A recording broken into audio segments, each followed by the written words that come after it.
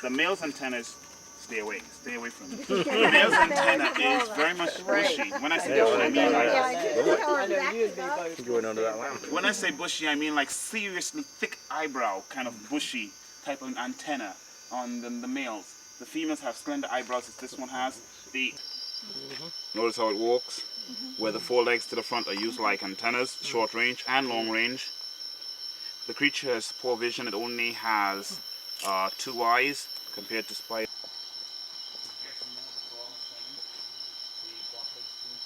Of which does not give off any heat. You feed it, there is no heat at all. Moth, get away. But yeah, if you feel it, you can take a feel of it. There's no heat. This is the only light that is known to man that does not yield a heat. And underneath...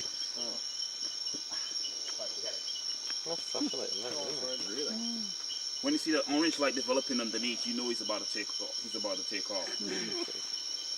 There? Yeah. We was getting ready, cranking it up. Just apply my direction. He's looking at you. He's looking at you. Getting ready. Getting ready.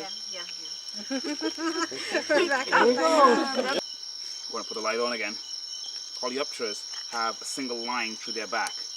Take a look. The wing folds. See how it opens there? It's just opening. This folds so neatly that you don't even see that single line, and there it goes. Put the flashlight a bit closer and take a look at this. Whoops! Look at this antenna-like structure coming all the way out here. See it? Yeah. Look, it's hanging out the extra here, man. Do you see it? Yeah. Good heavens, yes. All of a sudden, when people see this cricket, they start becoming religious. Take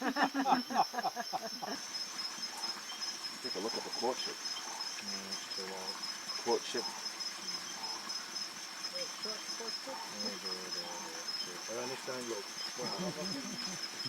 Should we?